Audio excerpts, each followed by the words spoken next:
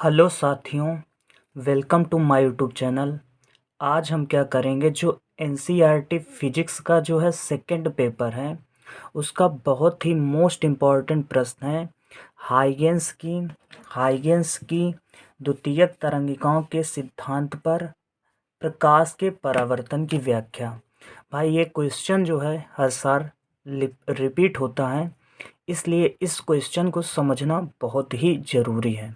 ठीक है, समय बचाने के लिए हमने जो है फिगर बना लिया है, क्योंकि अगर वीडियो लंबी हो जाती है तो आप लोग उसे पूरा कंप्लीट नहीं देखते हैं। ठीक है, तो आप इस प्रकार से एक सुंदर सा फिगर बना लेंगे। ठीक है, और अब इस फिगर के बारे में बहुत ही डिटेल से हम पढ़ेंगे। ध्यान से समझना, बहुत ही इम्पोर्टेंट है, हो सकता है आपके पेपर में ज़रूर आ जाए। ठीक है, तो चलिएगा ध्यान से समझना। तो इस फिगर के बारे में पूरा हम आपको बताते हैं, ध्यान से समझना। देखो, माना जेड जेड डैश एक परावर्तक पृष्ठ है। आपको लिखना क्या है वही हम बता रहे हैं। माना जेड जेड डैश एक परावर्तक पृष्ठ है, जिसमें एक जो है समतल तरंगाग्र, ये क्या है तुम्हारा, एक तरंगाग्र है। तरंगाग्र हमेशा जो होता है वो तरंग संचरण की दिशा के लंबवत होता है। जहाँ तरंगे जो संचरित होती हैं उन्हीं के लंबवत होता है तरंगाग्र। इतना आप ध्यान रखना। तो माना जेड जेड डैश एक परावर्तक पृष्ठ है, जिसमें एक समतल तरंगाग्र ए बी तिरछा आपतित होता है। ए बी तिरछा आपतित होता है। ठीक है, अब इसके बाद आपको सीधा पॉइंट टू पॉइंट लिखना है क्या, कि जितने समय में तरंगाग्र का सिरा बी, ये तरंगाग्र तिरछा आपतित हो रहा है देखो पृष्ठ पर, तो जितने समय में तरंगाग्र का सिरा बी ए डैश तक पहुंचता है, क्या बताएं, जितने समय में तरंगाग्र का सिरा बी ए डैश तक पहुंचता है, उतने ही समय में ए से निकलने वाली द्वितीयक तरंगिकाएं, उतने ही समय में ए से निकलने वाली द्वितीयक तरंगिकाएं बी डैश तक पहुंच जाती हैं। ए डैश बी डैश, ये जो रेड कलर का है, ये तरंगाग्र की नई दिशा को प्रदर्शित करेगा। उम्मीद है आप समझ चुके होंगे, फिर से समझिएगा। माना जेड जेड डैश एक परावर्तक पृष्ठ है, जिसमें एक समतल तरंगाग्र ए बी तिरछा आपतित होता है। इसके बाद लिखना है, तरंगाग्र का सिरा बी जितने समय में ए डैश तक पहुंचता है, उतने ही समय में ए से निकलने वाली द्वितीयक तरंगिकाएं बी डैश तक पहुंच जाती हैं। ए डैश बी डैश नए तरंगाग्र की नई दिशा को व्यक्त करेगा। देखिएगा, जो भी हम बोले हैं वो हमने नीचे लिख दिया है। देखो, माना जेड जेड डैश एक परावर्तक पृष्ठ है, दिख रहा होगा, जेड जेड डैश एक परावर्तक पृष्ठ है, जिसमें क्या है, एक समतल तरंगाग्र, ये देखो समतल तरंगाग्र ए बी है, तिरछा आपतित हो रहा है। ठीक है, फिर इसके बाद, अब इसके बाद जितने समय में तरंगाग्र का सिरा बी ए डैश तक पहुंचता है, जितने समय में तरंगाग्र का सिरा बी ए डैश तक पहुंचता है, उतने ही समय में ए से निकलने वाली द्वितीयक तरंगिकाएं बी डैश तक पहुंच जाती हैं। ए डैश बी डैश नए तरंगाग्र की नई दिशा को व्यक्त करेगा। तो उम्मीद है आप इतना ज़रूर एक्सप्लेन कर लेंगे पेपर में। चलिएगा, मान लेते हैं जो है, यहाँ से बी से ए डैश तक पहुँचने में टी समय लगा, तो ए से बी डैश तक पहुँचने में भी क्या लगेगा, टी समय। तो अब हम आगे का डेरिवेशन करते हैं। मान लेते हैं कि चाल v है और समय क्या है, t है। तो देखिएगा, चाल को v मान लिए, समय को मान लिए है t। अब इसका थोड़ा सा डेरिवेशन है, उसको हम पूरा करते हैं। देखिएगा, तो दूरी बराबर क्या होता है, चाल गुणे समय। अब दूरी क्या है, b से a डैश तक पहुँचे हैं, तो यहाँ पे क्या लिखोगे, यहाँ पे लिखोगे b से a डैश तक पहुँचे तो बी ए डैश। ठीक है, बराबर उतने ही समय, मतलब ए से बी डैश तक, तो ए से कहाँ तक, तो बी डैश तक, बराबर क्या होता है, चाल गुणे समय। तो चाल हम मान लिए हैं v, चाल मान लिए हैं v, तो समय मान लिए हैं t। तो चाल बराबर दूरी बराबर चाल गुणे समय, अर्थात क्या हो जाएगा, vt। उम्मीद है यहाँ तक आप समझ चुके होंगे, कोई भी दिक्कत आपको नहीं होगी।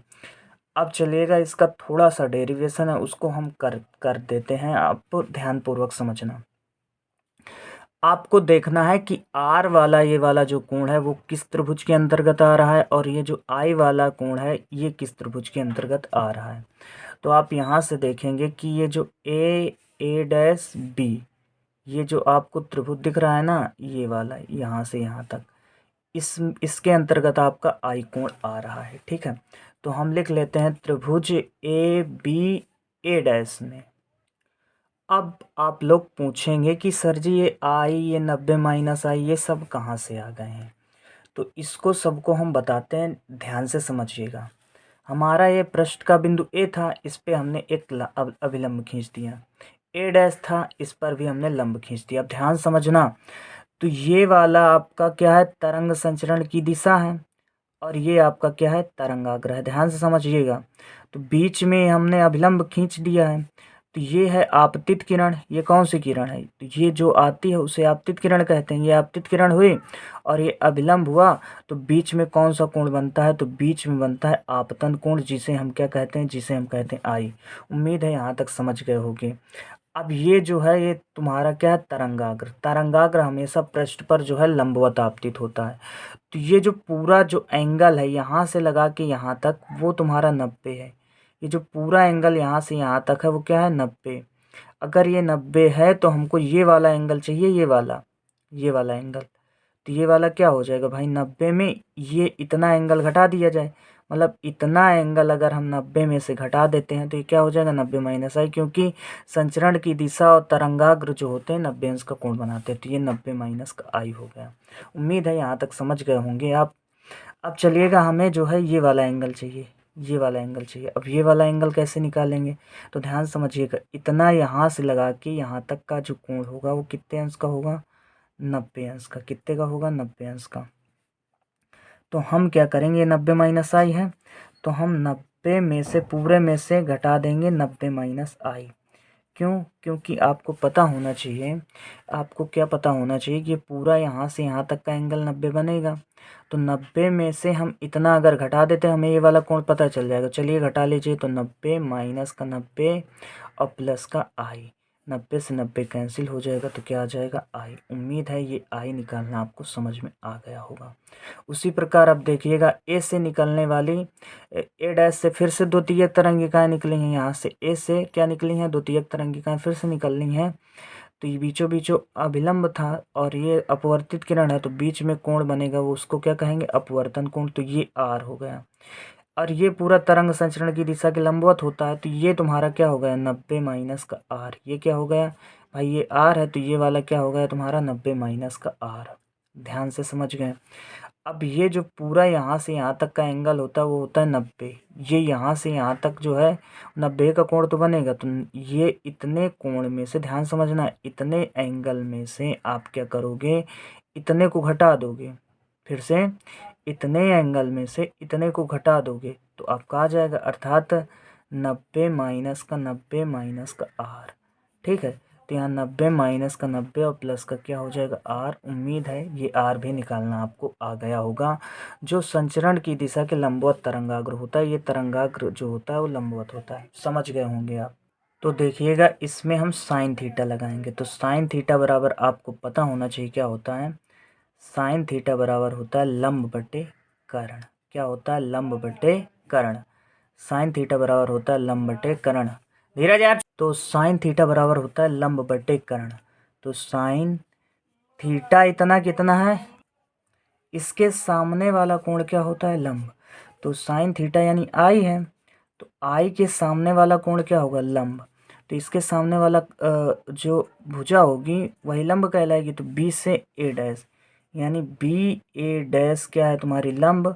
और लंब बटे क्या होता है, कर्ण। कर्ण ये है तुम्हारा, कर्ण है ए डैश।